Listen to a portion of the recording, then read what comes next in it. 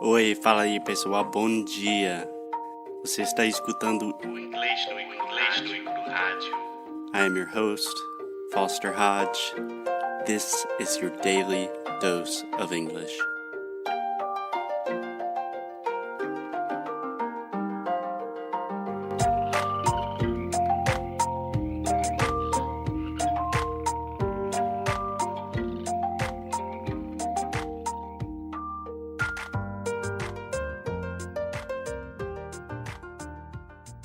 Yo, what up my home dogs? We got DJ Alexia in the house. Ridiculous. What's up, Alexia? How you doing? I'm fine, and you? I am doing wonderfully, thank you. Great. So, Alexia, you just spent 3 months in the U.S., traveling around the Southeast in the U.S., and now you're back in Rio, yeah? Unfortunately, yes, I'm back in Rio. Unfortunately, don't say that. Why do you say that? Nah, because I wasn't ready to come back home and I really wanted to spend Christmas with snow. Yeah, but you got those scary immigration officials that will they want you to go back home. Yes, that's true. And for those who hadn't listened to my experience coming in to United States, you should. It's Atlanta Airport, the name of the podcast. Yes, that is episode 7 of Inglês no Rádio, Atlanta Airport, uma história de comédia e terror. It's pretty funny. Cool. So, Alexia, I want to talk to you about your English progress and just some of the improvements that you made during your time here. So, do you feel like in 3 months in the U.S. you had the opportunity to improve your English? Yes, of course. No doubt about it. Nice. And what in particular do you think you improved? Like your speaking, your ability to understand native speakers? What are you better at now? I think that now I understand more the culture of South Carolina, Southeast United States. Mm-hmm. And because of that, I am better on understanding who live there, right? Yeah. So one more time, you are better at, we are always better at things, better at understanding who lives there. Okay.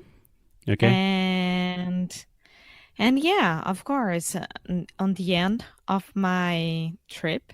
Mm-hmm. At the end of my trip. I was already really, really better. And like, I'm almost 1 week here back in Rio and I got worse. So don't blame it on Rio. So, no, I blame it on me. It's not on Rio. Yeah. So I think that's really interesting what you said, that part of your improvements with English had to do with kind of an increase in cultural awareness and increase in cultural intelligence. So you think that's a big part of language, is just kind of understanding the people and the culture? Do you think that helps you speak and understand better? Yes, of course. I think it's one of the main parts of it. Yeah. I think it's totally undervalued, underestimated when people learn English and they're just like in a class reading about a book. That doesn't have anything to do with the people that actually speak that language. So I always recommend, if you want to learn a language, find people that speak that language and start learning everything you can about them, like what they eat, what they do, what kind of music they listen to, where they hang out, culture. Culture, Yes. man. Culture matters. So, let me ask you a really hard question, Alexia. How would you classify your English now? Like, would you say you're an advanced speaker? Would you say you're fluent? Would you? No, I'm not fluent. I'm advanced. That's for sure. Okay. But I'm way far from being fluent, I think. Okay. I disagree. I do have a much more liberal version of fluency than most language teachers. So when I talk about fluency, I really talk about conversational fluency. Like, you can talk to my parents or any of my friends, and you can have a conversation with everybody, right? Yes, I can. I think so.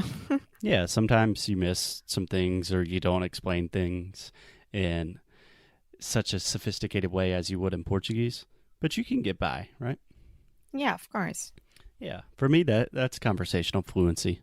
Like, I consider myself conversationally fluent in Portuguese, but my Portuguese compared to my English is terrible, you know. Yeah, maybe you're right. I mean, of course, I continue making some mistakes, and I wish I I didn't do it anymore.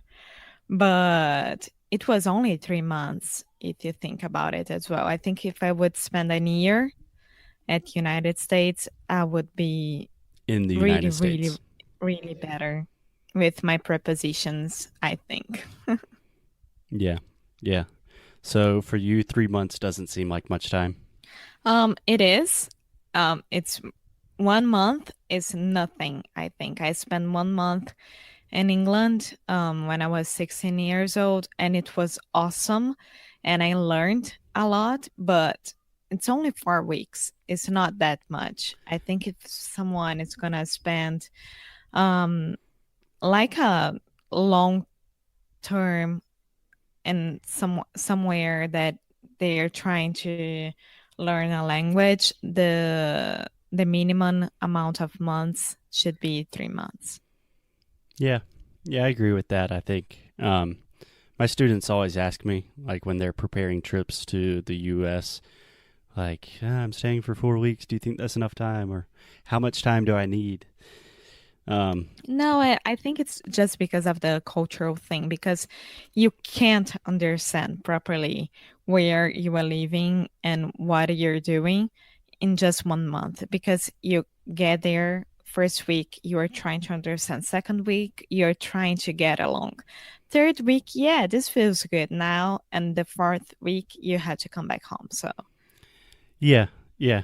That's not to say that you don't learn a ton of English in that time if you're really exposed to the language. But really, the thing for me is 1 month is not much time to make friends, like to really have some real relationships and make connections, you know? yeah, when you're starting to do that, you had to come back. So, I don't know. Of course, it depends on a lot of things, like having money, have the time, having everything. But if you can, at least 3 months. I think what you're saying is really interesting, and I'm just thinking about it now, but I think more important than just like learning a lot of English is really the ability to make connections and make relationships. And you don't necessarily have to have a lot of money or time to do this. Like, I have some students that I've worked with for, probably 4 years now. So these are people that I talk to a few times a week, all the time. And they're some of my really good friends. And I think the cultural connection and the friendship connection that we have together, that increases their fluency more than anything that I can teach them about pronunciation or prepositions or vocabulary, you know? Yeah, of course. Yeah. I kind of had this rule with languages that it's called the one friend rule. So pretty much, if you can show me 100 students learning English, and I can tell you exactly when and which one will be fluent, and it all has to do with, like, when you make one real friend, like not just a Facebook friend, but one real friend that you can call when something goes wrong, someone that you hang out with a lot, that's when you start really getting on the path to fluency. Do you agree with that? I do agree with that. I Nice. mean, I have you and your parents and your friends. So it was hard, but it was really good. Yeah. Yeah. So, any advice to people um, considering doing something like you did, like spending a couple of months in the US? Yeah, try to, well, if you're gonna study English, of course you have friends, but if you're gonna leave without studying, try to go to a yoga class, any kind of class, or pure bar class, I don't know. And you can start making friends around your new city. Yeah. Another resource I always recommend is meetup.com. It's just a place to get together with other people that are interested in the same things you're interested in. But yeah, I agree with Alexia. Get out there, make friends. Don't sit in a classroom all day. You show me a student who has some friends, and I will show you a happy English-speaking Brazilian running around the U.S. Okay, that's it, guys. Cool. I appreciate it, Alexia. I'll talk to you soon. Thank you. Bye.